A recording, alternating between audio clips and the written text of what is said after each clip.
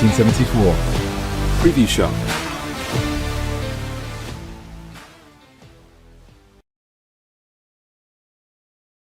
Hello, welcome to 1874. It's time for a match preview as Villa take on West Ham on Sunday, 4:30 at Villa Park. I am joined by the man with the highest quiff in show business. It's Dave Reed. That's a high quiff today. Well, it's a bit ruffled today, you see, because I've just had headphones on all day. You know? Oh, okay. So, yeah, it's been. I also just had a haircut, so I didn't think it was that big. It was big, I like even it. bigger, I like it. It just bigger a looks few high. days ago. It just looks high. I've got a lot of time for your hair, Dave Reed, but it does look high. Away from hair news, how are you? Yes, I'm fine, thank you. I'm all good. How are you? Yeah, very good. Dean Avery says in the comments, mad quiff indeed. So I'm being backed up with what I'm saying. And let's talk about the game then. Away from Dave Reed's hair. Difficult game on Sunday. West Ham, probably along with Villa, are one of the 3 or 4 sides who I would say are having excellent seasons so far. I would also say that they've recovered from the loss of Declan Rice very, very well, replaced him with a couple of players, but actually in some ways look a better team, which doesn't often happen when teams lose a really big player. Villa struggled for a while when Grealish struggled to come to terms with that, when a football club was built around that player, and it felt like West Ham was very much built around Declan Rice. So I've a lot of time for what they're doing so far this season. David Moyes, there was talk of him being in a little bit of danger, perhaps West Ham a little bit in transition, but probably cemented himself with this start. It's been a really good start for the season, and with it being a team that Villa haven't had a great record against at Villa Park in recent years, it's for all those reasons a very hard game. Yeah, definitely. I listened to your the 1874 this week with you and Greg, and you were talking obviously about Johan Langer, which was great. Listen, if people haven't heard it yet, go back and listen to that. But you mentioned and you talked about the Grealish summer when obviously we lost Grealish, replaced him with 3 players, and you went through the kind of fors and against of those players. A similar kind of situation for West Ham in the summer with Declan Rice moving on. From my point of view, and my personal opinion is, it's harder to replace an attacking player like Grealish than it is for a player to be replaced like Declan Rice in West Ham, because for Grealish, everything attacking wise went through him. Now, the onus for Declan Rice and West Ham, the onus wasn't on Declan Rice to go and score goals and assists. He was the one that was driving their team from midfield. But I think it was slightly different for Villa in the case of Grealish, whereas there was so much reliance on him going forward in the scoring and the creating of goals that it left, in my opinion, a bigger gap than probably Declan Rice has left at West Ham. But you're right, they've had a great start to the season. Given the summer they had, we discussed it on Sky, but they had a difficult summer. They've got a new sporting director, technical director, Tim Stuyton, who came in. We heard there were disagreements of sorts between the type of players that West Ham were going to be targeting in the summer. I think the technical director that they brought in wanted to target young players from the continent, players with a high sell-on value. We know all about that strategy as Villa supporters, whereas David Moyes was very much targeting Premier League proven players, ones that he knew that he could rely on at the top level. One of those players that both of the guys agreed on at West Ham was James Ward-Prowse, and he's had a fantastic effect in that midfield as one of the kind of replacements, if you like, for Declan Rice.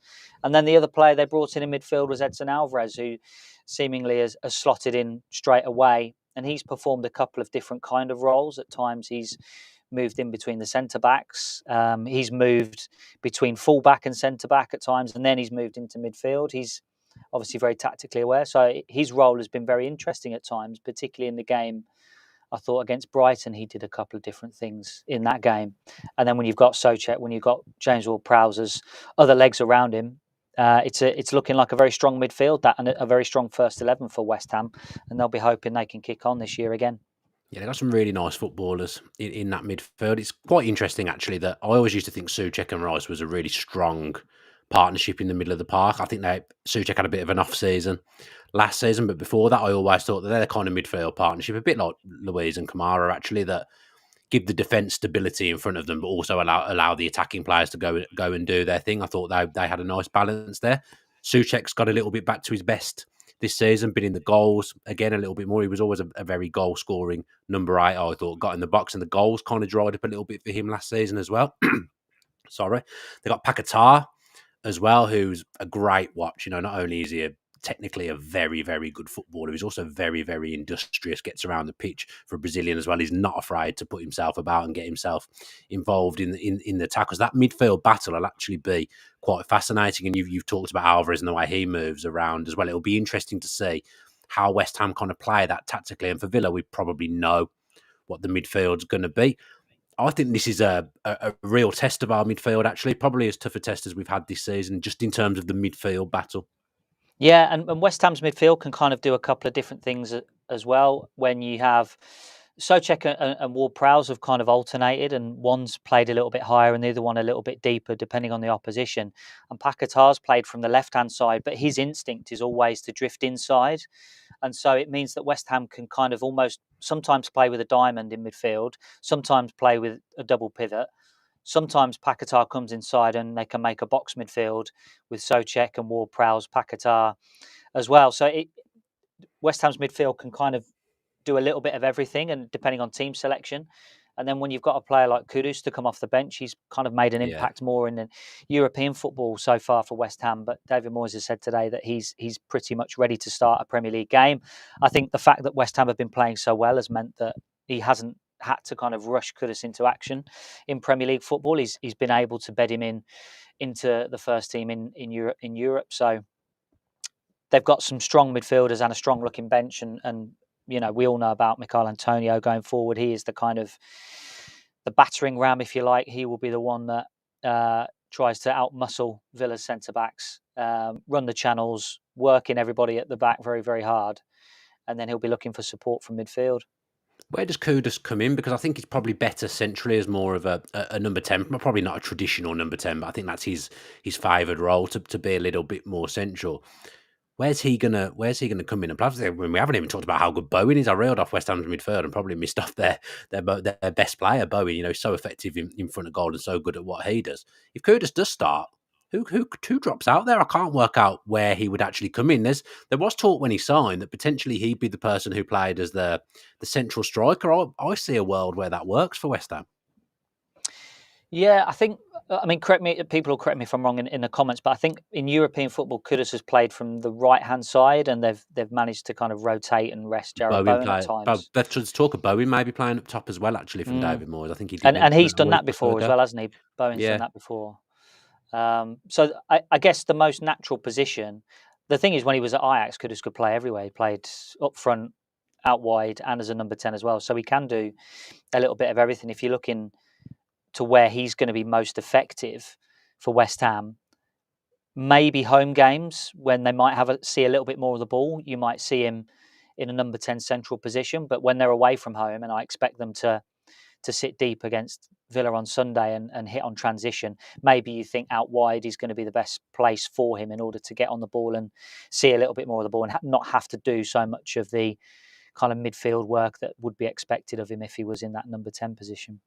Where can we hurt them? Because I'm talking about them, and I'm talking myself into the fact that they're a top team here, because I can't really see any weaknesses in their team. The goalkeeper's had a great start to the season, Areola. I think Soufal I saw earlier has got four games, 4 assists.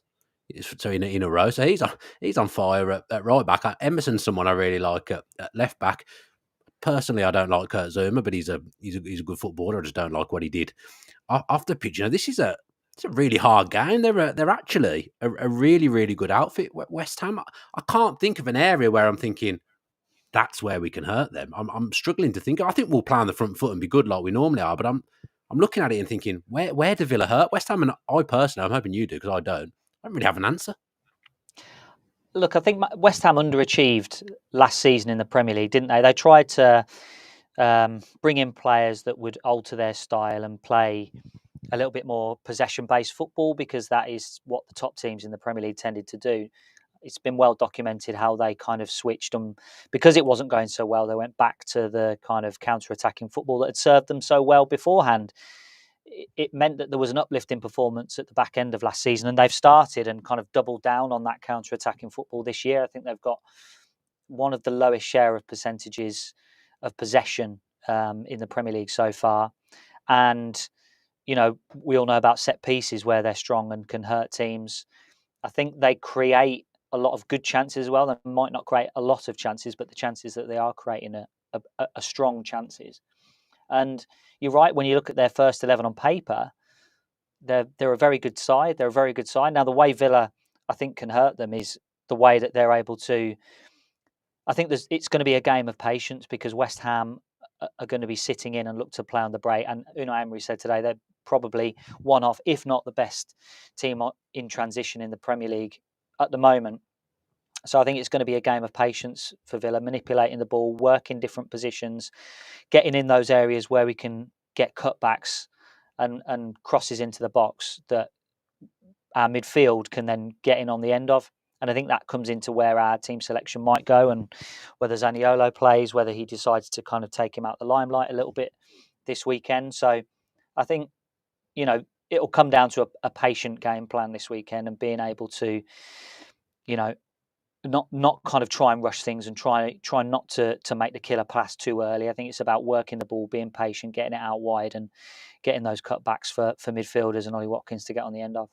Yeah, I think just thinking about where we actually can hurt them. I think you're right. It's going to be a patient game. I think the last home game, Brighton, Villa kind of managed to flip what Brighton wanted. Brighton wanted to be the team that hurt Villa in transition, and Villa managed to flip it and really hurt them in transition. I don't think we'll be able to do that against West Ham because I don't think they'll be as open and come forward with as many numbers as Brighton will. So I think that avenue is potentially closed. But if we can get Diaby and Watkins up against their defence around the sides of the centre backs, if the fullbacks have pushed up, Emerson's probably the fullback that pushes up a little bit more.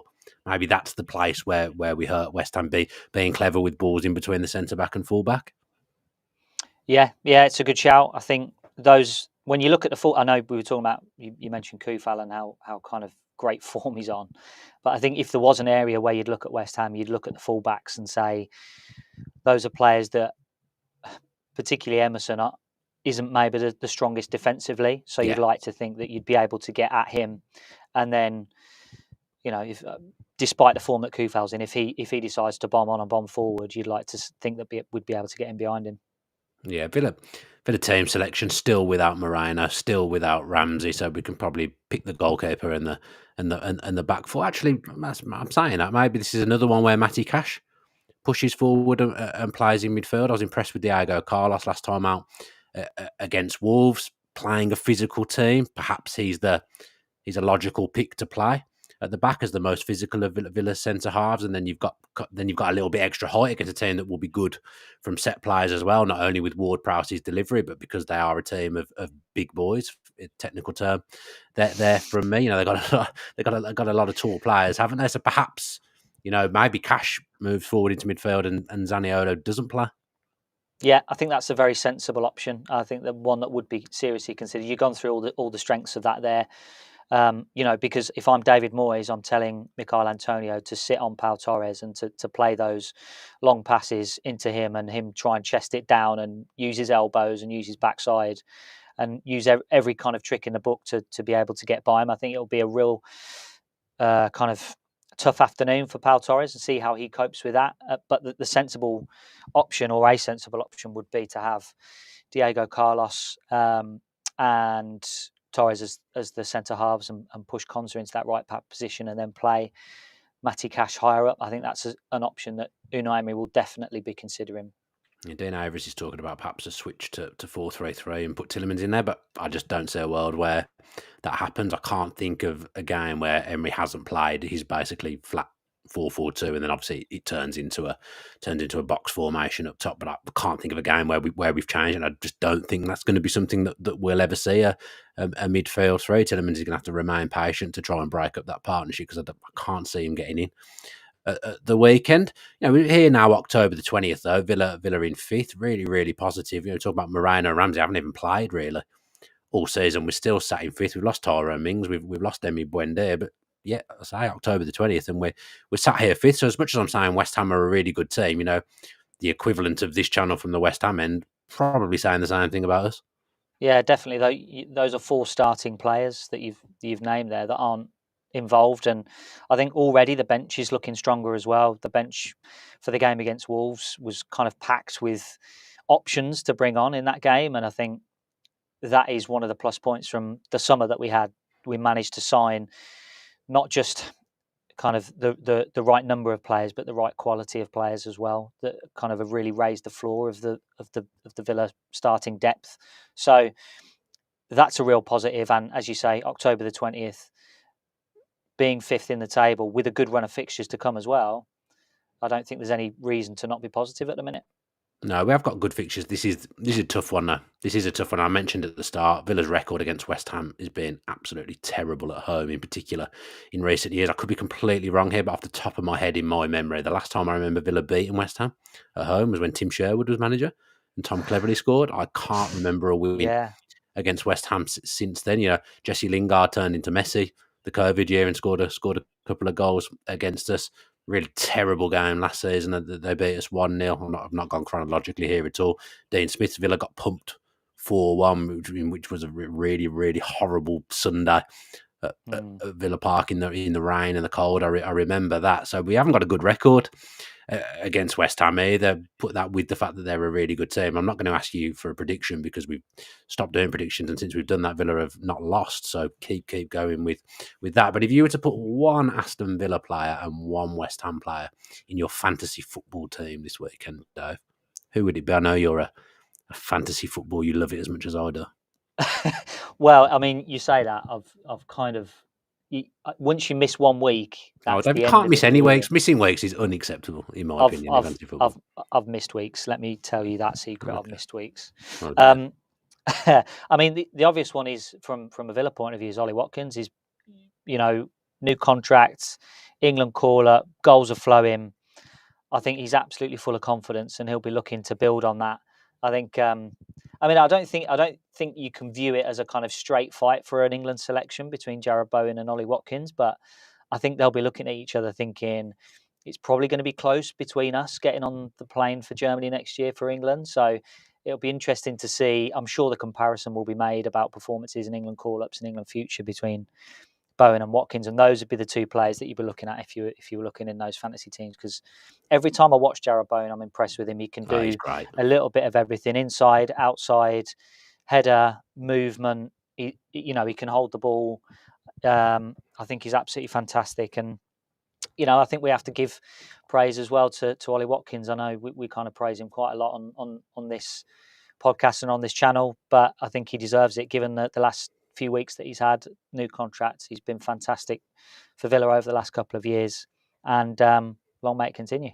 Yeah, two players who came from the Championship as well. There's value to be had in the Championship. I always think this. It feels like teams don't do it as much now, but there's still value definitely to be had in the Championship.